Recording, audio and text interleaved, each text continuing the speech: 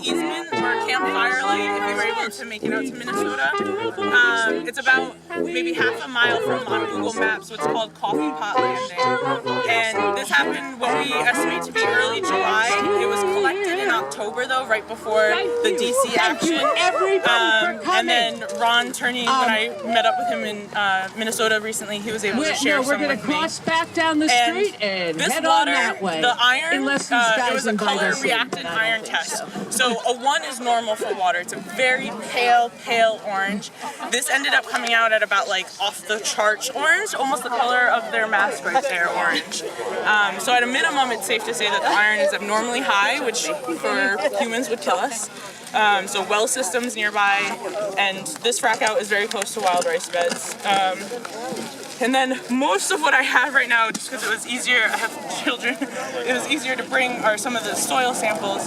This though is the drill mud from the July 20th East Easement frack out for Firelight, and this is super significant because only 17 additives were announced to be used, 2 of which were made public, and that's Polypack and Sandmaster, which together kind of make a cement, so when they're literally penetrating the earth, it doesn't collapse. However, those 2 combined, it is internationally illegal to use near waterways, and on top of that, they're combustible when together.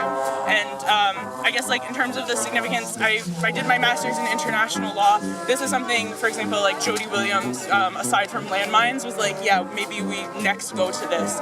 So even Steve Dogner in jail right now, like everything that was used alone as like chemicals or technology itself is illegal, let alone the process of actually, without prior informed consent, building a pipeline. I just share that because with soil, it's dangerous, right? So I flew these things back, which was dangerous within itself, for sure. And were you with like a team of people collecting stuff? Or no, so I work for Earthwatch out of Boston, and so my personal background is I think we need scientists on the front lines, right? Like at what point does citizen science work? When do we flip it? We need scientists for citizens. Yeah. And I think for Native people, if they're not going to give us examples of free prior informed consent, we need to do it for ourselves. Yeah. So myself, Guy Waden, he's been very popular on TikTok. He's a 19-year-old Two-Spirit, Anishinaabe, Chippewa.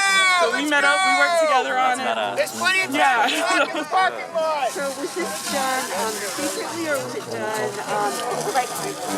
They didn't want anything to know about it? So it's a trade secret. They've designed their own temporary cement when they drill pipelines. So the only reason why those additives won't be made public is because they own the same way Monsanto will tell you what's really in corn. But the true issue is that the combination of them is fine, they're trade secret, but the individual products we should be able to know, but they only told us about the 2 that are internationally illegal, which I see as come get me and they know no one. That's beyond a slap in the face. And it's the same way dropping the atomic bomb on the Navajo is a slap in the face. Yeah.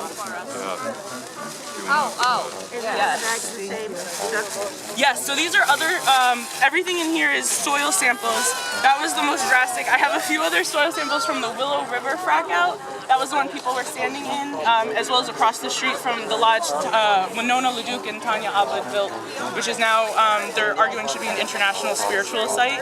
So my goal is with all of these soil samples, I have a few friends at different universities throughout Canada.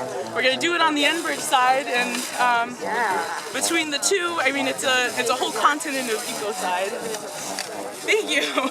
I'm not alone in it, thank goodness, but it's a lot for sure. Yes, I am.